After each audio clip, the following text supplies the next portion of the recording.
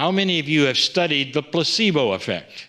We have spoken of that, where you expect to get well, maybe even the curative power of a disease, and you take a pill that has nothing in it, but you're told it does.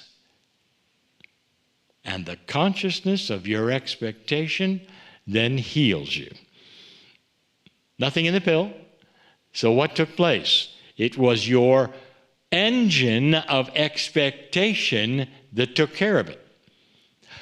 Dear ones, the same thing happens, and we've said this before, when you expect bad things. Here they come. How many of you had a series of bad things? And when one bad thing happens, you'll say, well, what's next? Well, another bad thing. And you'll go, fine. What's next? What possibly could happen? Another bad thing. You have just set up a series of bad things. That's the engine. Did you know that? Did you even think of it?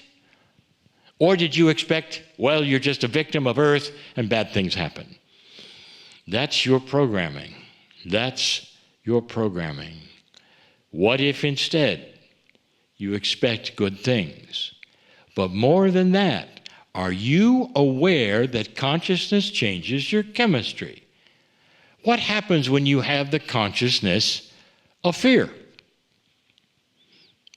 What happens when you have the consciousness of any kind of fear, of being afraid of anything, or the consciousness perhaps even of depression or anxiety? What happens? Chemistry changes. You know it does. Medical science knows it does. Who did that? Did your body do it by itself, or did your thinking engine do it? Your consciousness is the key to your chemistry. Addictions are consciousness. You have to have this, you have to have that, even though you may die from it.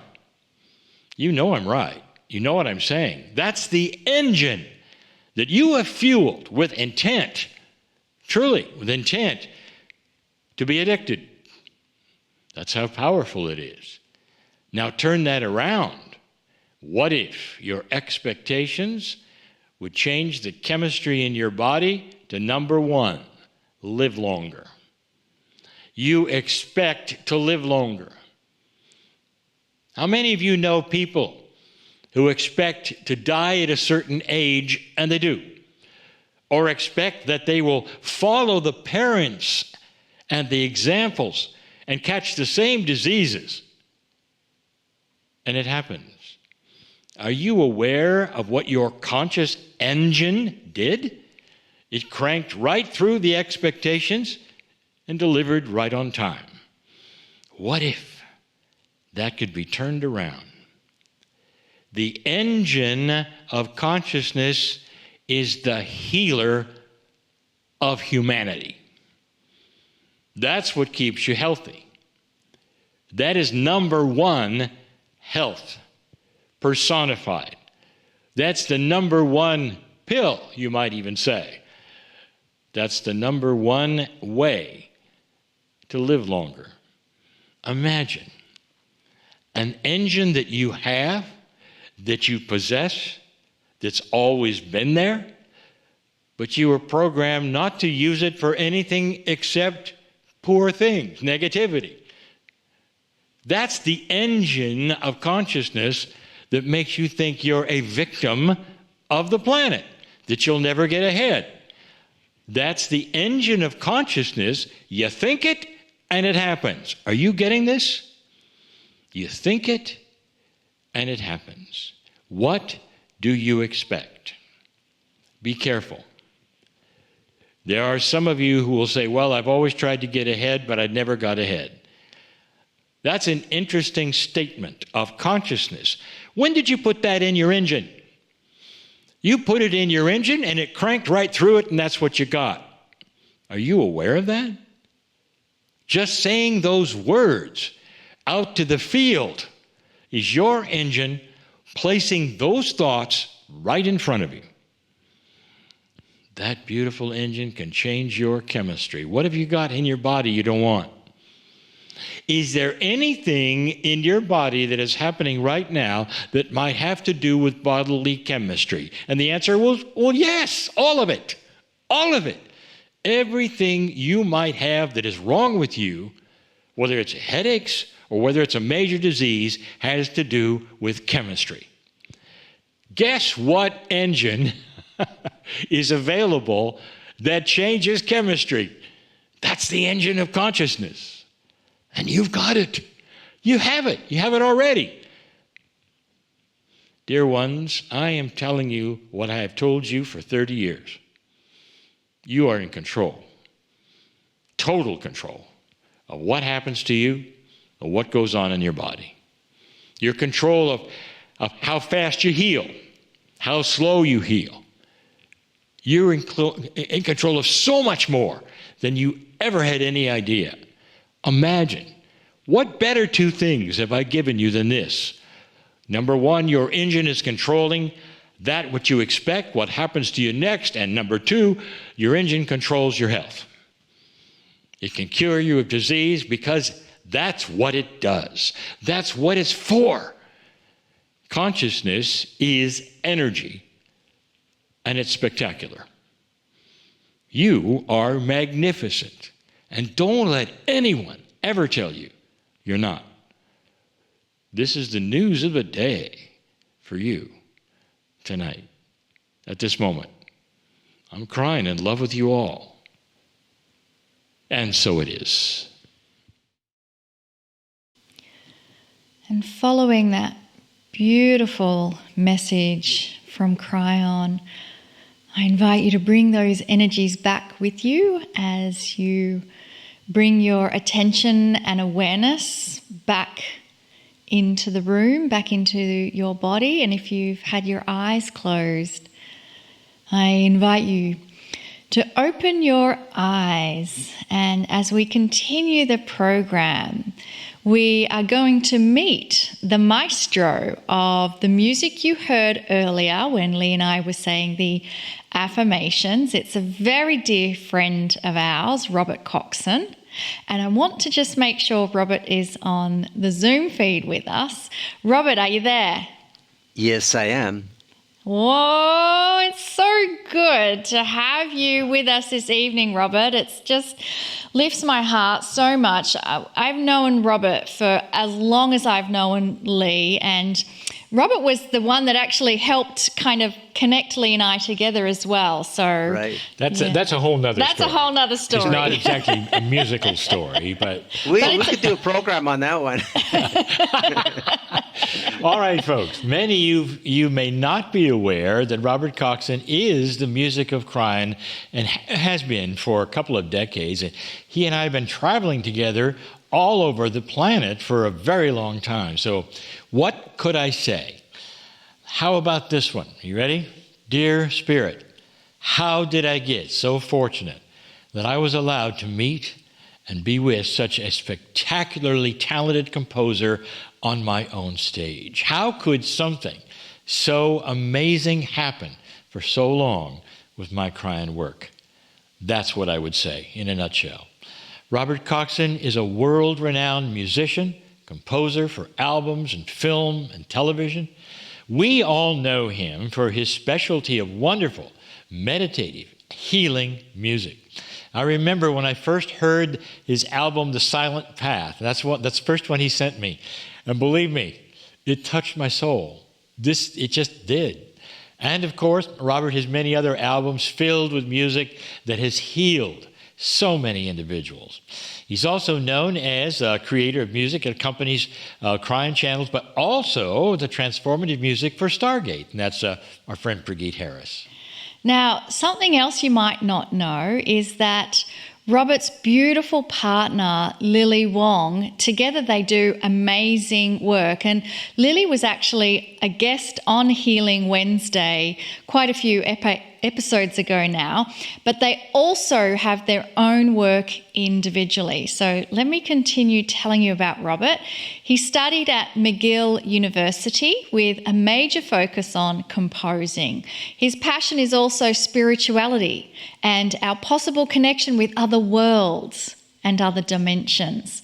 Robert travels the world, performing and teaching. And when not touring, he writes music for film and media. He lives in the most amazing area north of Montreal, Canada. It's on top of the sacred Mount Gabriel. Robert understands how sound relaxes the body and opens the consciousness. He became Canada's top New Age recording artist with the release originally of Crystal Silence. That was the album. Then later, Silent Path, and that's the one I know him for. And it topped international charts absolutely for years.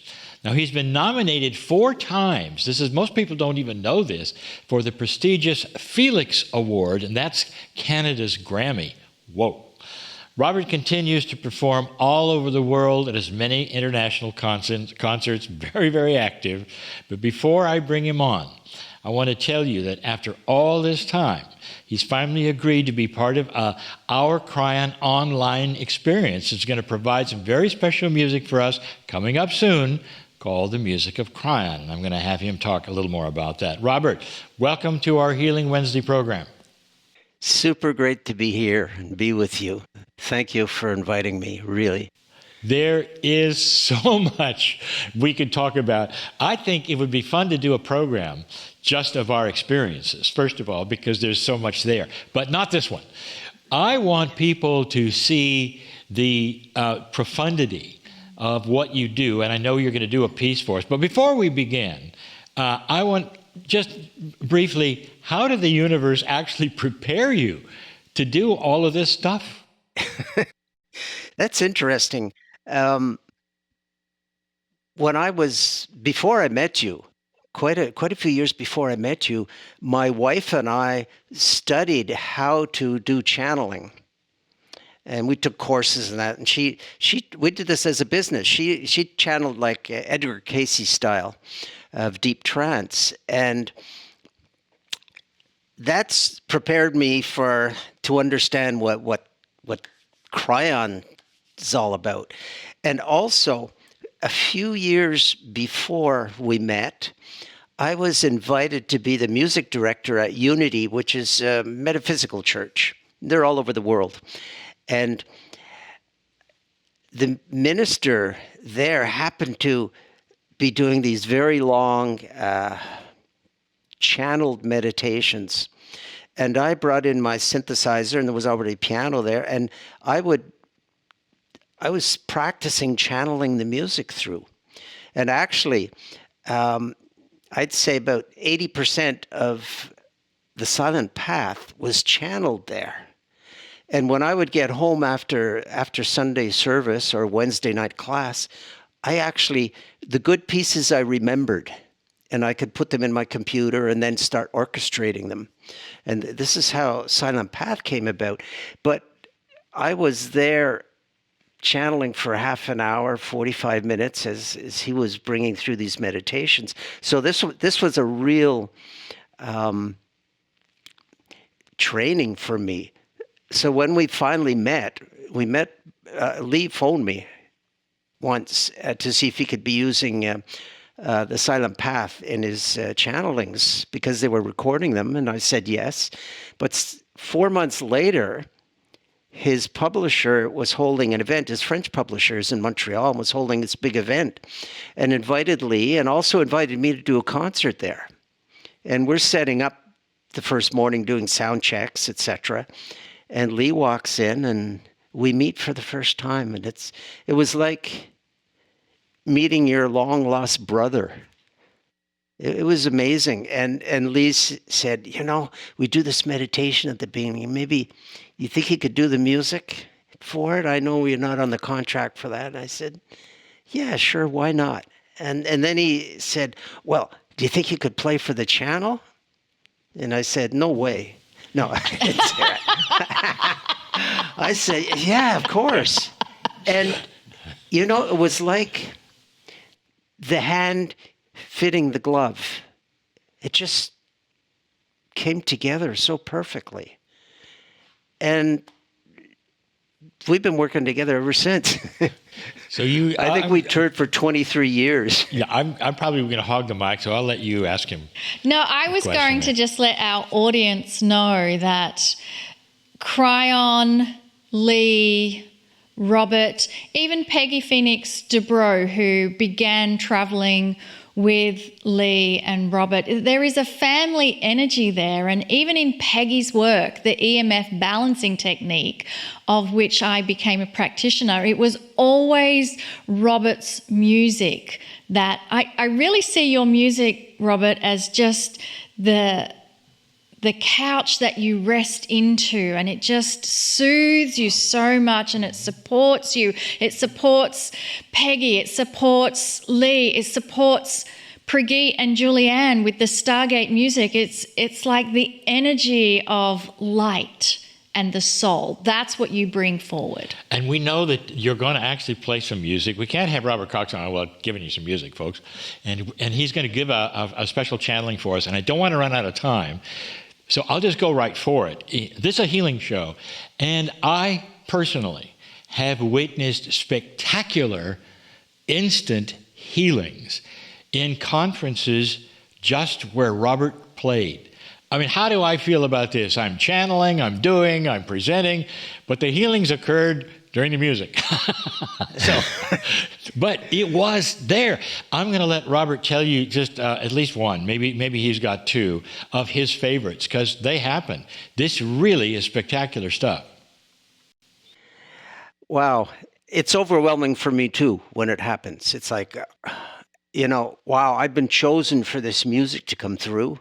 It is overwhelming. But I remember one time we were in Philadelphia, and I'm playing this mini concert, and I just finished playing Coming Home. And this guy jumps up and yells out, "I've been healed." And later his wife came and told me why it was so important that he was healed. He had ringing in the ears, constantly, but he was legally blind, so his hearing was so important for him. They bought the music and went home, and 6 months later, Lee Carroll went and did an at-home in the same town, and the man was there, and that sound had not come back. But a year after that, Lee went back, and his hearing had improved even more, but his sight started to come back. How amazing. I can attest for that. I'm the one who told Robert. I remember when I could hardly wait to email you at that point in time. You said, "Guess what? This guy's sight is starting to return." Yeah, it was like, whoa. And the catalyst, you and I both know how healing works, but the catalyst of it was the silent path, and that was the music that you had given him. I know. So wow. Yeah. And there's another one. Well, one that I really remember, this amazing thing happened in Japan. I was doing a concert, and it was a Kryon event, and I kept somehow focusing on some woman in the audience as I was playing. And at the end of the concert, my translator, Ron, Gaglietti, he came up to bring me to the back of the concert hall, or whatever the place was. And suddenly my guide said to me, "Have him translate this for the woman." So we came by the woman, and we stopped and said to her, "It worked and everything's fine now." I didn't know what that meant. So we went to the back of the hall, and she came up from, as people were going out for the break. She looked at me, put her arms around me, put her head down, and started crying. And then she realized she had done a Japanese faux pas, where you have no personal contact in public and no emotions in public. She got all embarrassed. She wiped her tears and ran out of the room. The next day, the organizer, Ray Chandran, contacted me and said what happened. Apparently the woman had for, 10, 15 years, this giant black spot on her leg. The doctors didn't know what to do about it. They couldn't get rid of it. She went home that night, I guess, to shower, whatever. She realized the black spot had gone completely. I love those stories because it shows you how, in both those cases, Robert, it happened effortlessly for both individuals to just receive the divinity that flows through the music, and it just touches the core of you. And many of you have been enjoying the green mist. It's the same. It is that music that swirls around you and permeates every cell of your body with the consciousness of divine love. And I think the music actually works as a catalyst. It actually works just as the music with the vibration, but it works as a catalyst to help people open that door in their consciousness to say, yes, I'm ready to be healed. I'm going to ask you, Robert, if it's all right, to start getting ready for a channeled piece that I'm going to have you do for us. And while you get ready, and I know you've got some buttons to press and all, I'm going to tell a little story. And my little story is quick, and I hope people understand it, but Robert channels this music. He's not going to play a piece off of one of his albums, just so you know. This is completely and totally custom for us, and I've watched him do it every single time I channel on the road. But the interesting thing is this, that quite often he uses one piece of music from his album that he plays at the end of my channel. So what I'm telling you is this, is that he'll completely and totally channel music, but when he senses the end of the channel is coming, he will play then the tune Silent Path. I would tell you, like 90% of the time, the channel ends when the music ends. Now, what that means is that he had to know in advance when the channel was going to end from Kryon. Even I don't know that. And he had to, because the Silent Path is a piece of music which is timed. So all that to say is that I was constantly impressed with his intuition and his channeling when it came to the music. So Robert, I will turn it to you, and you go from here.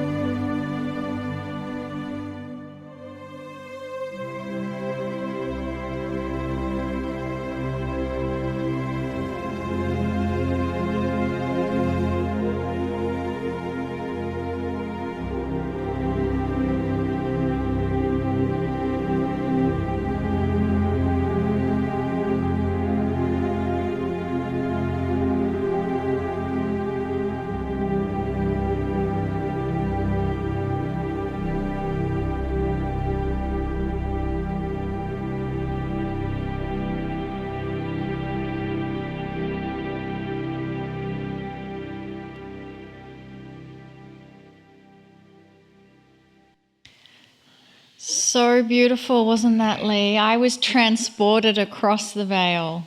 I don't know. I'm very biased, folks, but I just got a picture of this music. We've played this music for up to 3,000 people with the Kryon channeling, and I can just remember those big halls with all